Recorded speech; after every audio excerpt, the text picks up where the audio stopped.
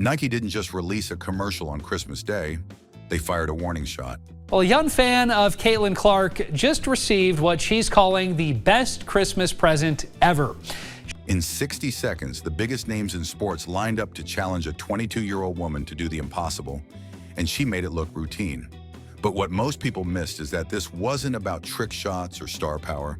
It was a signal, a quiet announcement that the old rules of women's sports marketing are about to collapse. So why this moment, and why her? Buried inside that ad is a roadmap to 2026, a plan that could turn Caitlin Clark into the most marketable female athlete on the planet and reshape how global sports brands are built. This isn't just a story about a contract or a campaign. It's about how one player forced an entire industry to rethink what's possible. And once you see what Nike is really doing, you'll realize this moment was never just advertising. It was the beginning of something much bigger. The Iowa driveway that changed everything before the sold-out arenas that stretched around city blocks with fans desperate for tickets. A sold-out crowd in Evanston tonight for the Northwestern women's basketball game against the Iowa Hawkeyes. Before the broken records that rewrote league history books. Before Nike executives started having conversations about signature shoe franchises that could generate hundreds of millions in revenue.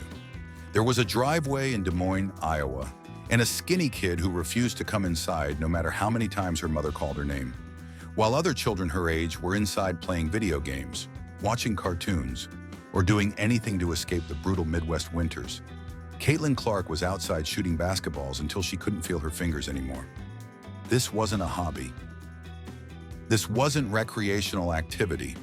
This was something closer to obsession, and it was taking root in ways that nobody around her fully understood yet. The Iowa cold is a different kind of cold. It doesn't just chill you. It cuts through layers of clothing and settles into your bones. Temperatures drop below freezing for months at a time.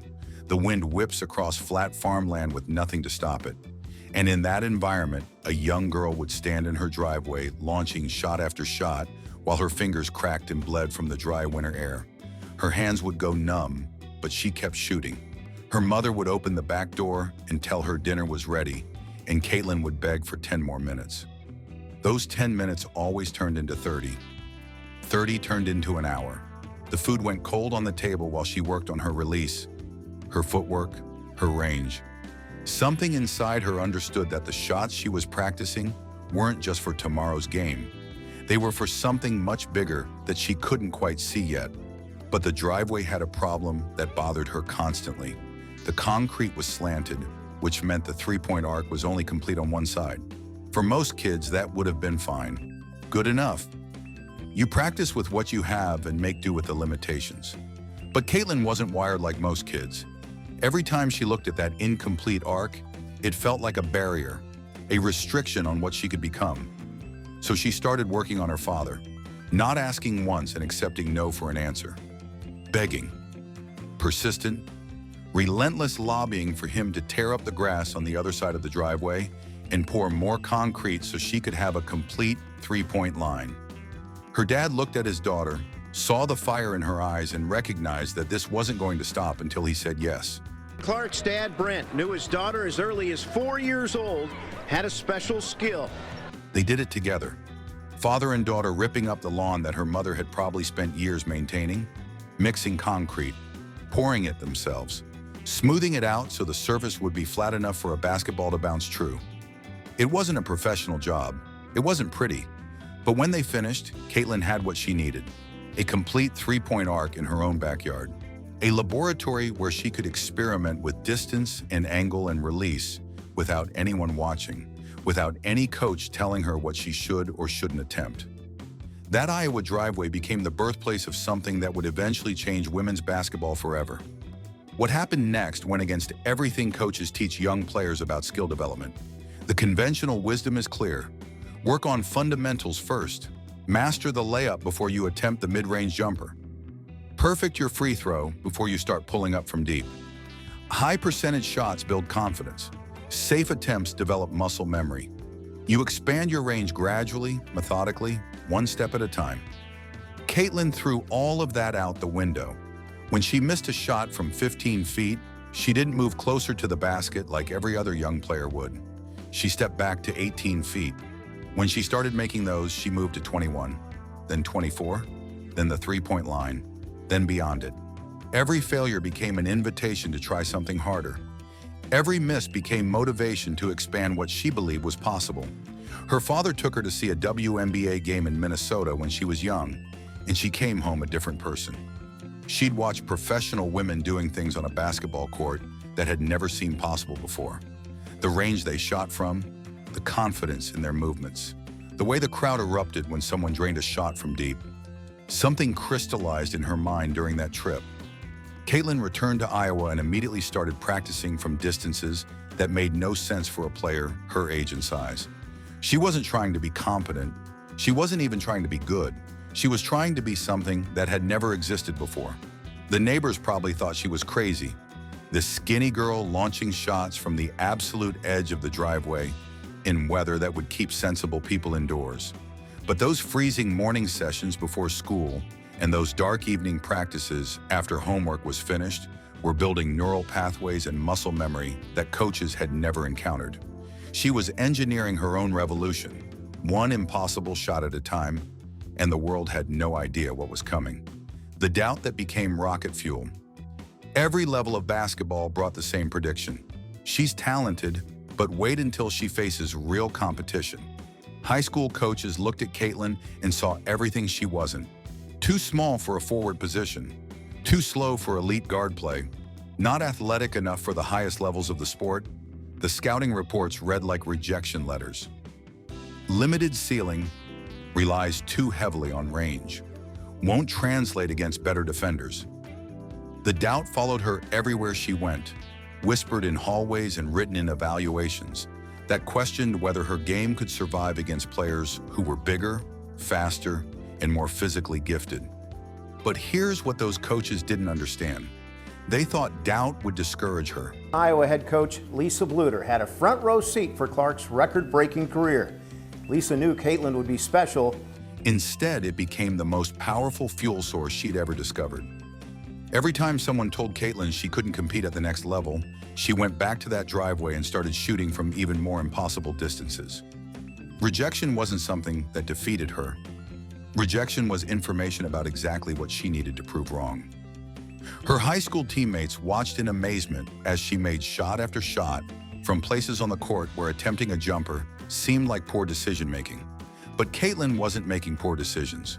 She was expanding the definition of what a good shot looked like. The first time college scouts showed up to watch her play, they couldn't believe what they were seeing. This wasn't normal basketball. This was something entirely different. She was launching attempts from areas of the court where most players wouldn't even consider shooting, and she was making them at percentages that defied statistical logic. Coaches started calling other coaches. Word spread through recruiting circles about this kid from Iowa who played like the three-point line was just a suggestion. Division I programs that had initially passed on her started making phone calls, but by then, Caitlin had already made her choice. Iowa, home, the place where she'd built herself in that driveway. The pattern repeated at every transition point in her career, and it still hasn't stopped.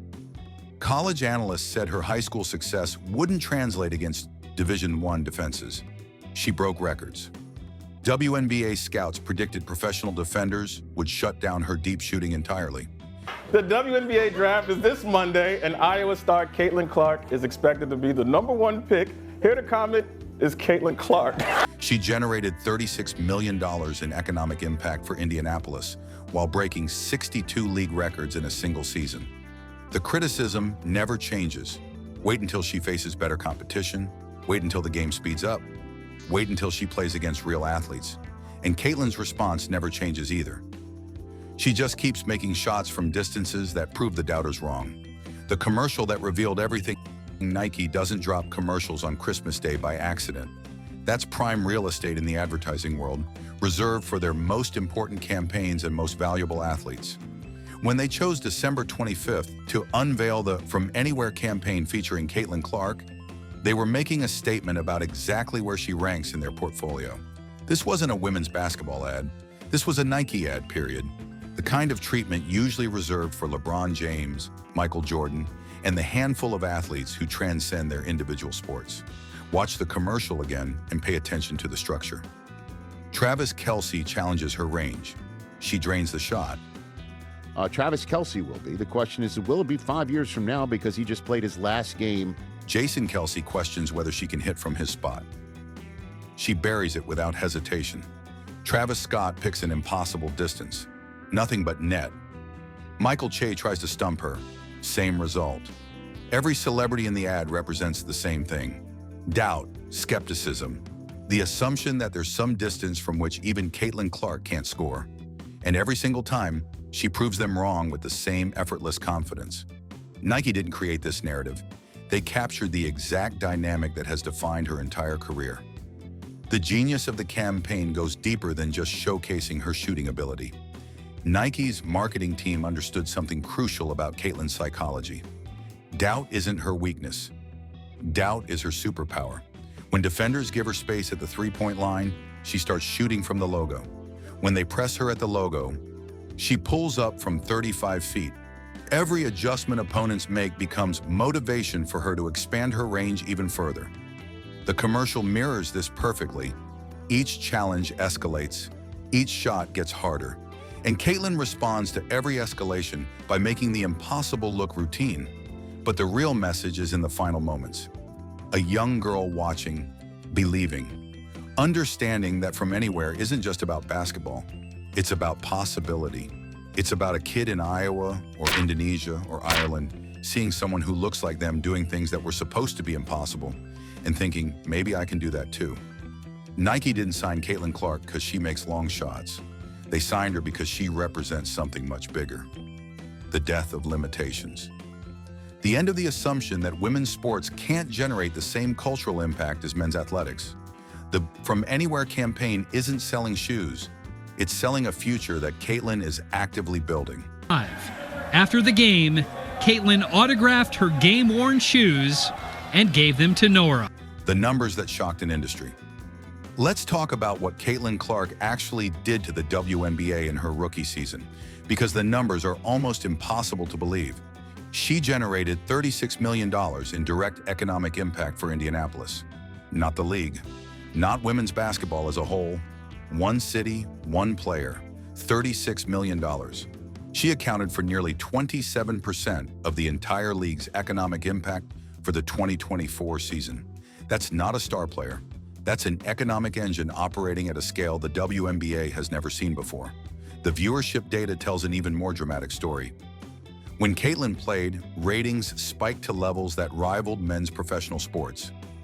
Games featuring the Indiana Fever drew audiences that the league hadn't seen in decades. Networks that had traditionally treated women's basketball as afterthought programming suddenly started fighting for broadcast rights. And when she got injured, the ratings dropped immediately, visibly, measurably. Missed 4 games with that groin injury. Playing 28 minutes tonight. The league discovered that having someone who could make shots from anywhere wasn't just entertaining. It was transformative for the entire business model. She broke 62 records in a season where she only played 13 games due to injury. Think about that for a moment. 13 games, 62 records. The statistical impact of her presence on the court was so overwhelming that even a partial season rewrote the league's record books. Assists, three-pointers, points, clutch performances. Categories that had stood for years fell one after another, and she was just getting started. The full, healthy version of Caitlin Clark hasn't even arrived yet, and the numbers are already unprecedented. Industry analysts started using language they'd never applied to women's basketball before. Franchise player, league transformer, generational talent, marketing phenomenon. The conversation shifted from whether women's sports could be commercially viable to how quickly the infrastructure could scale to match the demand Caitlin was creating. Suddenly, the question wasn't whether anyone would watch women's basketball. The question was whether there were enough screens and streaming platforms to accommodate everyone who wanted to watch. Spring 2026, the launch that changes everything. Here's what everyone's been waiting to hear. Caitlin Clark's signature Nike shoe drops in spring 2026. After the game, Caitlin autographed her game-worn shoes and gave them to Nora. But calling it just a shoe launch misses the point entirely. This is the moment where women's basketball enters a new economic era. Industry experts like Nick DePaula are predicting the franchise could generate 9-figure revenue. That's not a typo, not millions, potentially billions over the lifetime of the partnership. The shoe is expected to become a top 5 signature franchise across all of basketball, men's and women's combined. Nike CEO Elliott Hill has been crystal clear about their approach. They're not rushing this release. Every detail matters. The logo, the design, the colorways, the marketing strategy, the grassroots activation. All of it has to be perfect because this isn't just another athlete endorsement. This is Nike's statement about the future of women's sports marketing. They're building something designed to last for decades, not just capitalize on a hot moment. Caitlin has been directly involved in every aspect of the development, ensuring the shoe represents exactly what she wants it to mean. The timing is strategic brilliance. By spring 2026, Caitlin will be fully healthy and back to dominating the WNBA. The league continues growing at unprecedented rates. Women's basketball viewership keeps breaking records with every passing season. The appetite for her return after the injury has created massive pent-up demand. Fans who watched her transform the game in 2024 are hungry for more, and Nike is positioning the shoe launch to capture that exact moment of maximum excitement. The From Anywhere commercial was the preview. The signature shoe is the main event. But here's where Caitlin's approach differs from every other signature athlete in history. Traditional endorsement deals focus on maximizing personal profit. Sign the contract, do the photo shoots, cash the checks, build your individual brand as big as possible. Caitlin sees the opportunity completely differently. She's using this platform to expand opportunities for girls basketball globally. Her stated goal isn't to make as much money as possible. It's to ensure that more and more young girls have access to the sport and believe they can be really good at it. The signature shoe becomes a tool for inspiration rather than just another product. The movement beyond the money.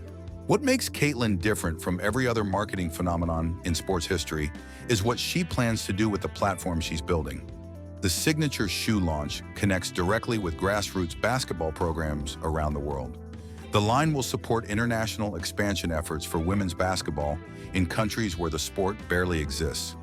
China specifically has been mentioned as a priority destination where she anticipates visiting to inspire young athletes. This isn't about building Caitlin Clark Incorporated. This is about using her visibility to pull the entire sport up with her. You can already see this philosophy in how she treats her teammates. Aaliyah Boston, Lexi Hull, Kelsey Mitchell. Caitlin constantly highlights their contributions in interviews, uses her massive social media platform to bring attention to players who deserve more recognition, deflects credit toward the team whenever possible. Most superstars at her level carefully manage their brand to stay at the center of every story. Caitlin actively works to expand the spotlight so it includes everyone around her. The signature shoe launch will follow this same pattern of lifting others while she rises. Nike has already launched her signature apparel collection featuring hoodies and sweatpants with her CC logo. The items come in both adult and children's sizes, available on Nike's website and at sports retailers across the country. First reported that Nike teamed up with federal investigators to shut down a suspected illegal counterfeiting operation that spanned the... But the apparel is just the foundation. The real economic transformation happens when the shoe drops, and suddenly every young girl who dreams of playing basketball has a product that represents possibility. When kids put on Caitlin's signature shoes, they're not just wearing athletic gear. They're connecting to a movement that says you can make it from anywhere, no matter where you start. The bigger the revenue, the more resources become available for growing girls basketball internationally. That's how Caitlin sees the numbers. Not as personal wealth to be accumulated, but as opportunity to be deployed. Every shoe sold funds another clinic. Every commercial expands awareness to another market. Every record broken proves to another generation of young women that the ceiling everyone thought existed simply doesn't. The economics of women's basketball are shifting in real time. And Caitlin is directing that shift toward impact rather than just accumulation. What started as a kid shooting alone in the Iowa cold has quietly grown into a moment that's forcing an entire industry to confront what it ignored for decades. This isn't just the rise of a generational player, it's the unraveling of old assumptions about value, visibility, and who gets to be marketed as inevitable. A commercial, a contract, a season on the horizon, each one is a signal that something much larger is being set in motion. As 2026 approaches, women's basketball isn't asking for permission anymore. It's stepping into a future built on belief, precision, and proof that the impossible was never impossible at all.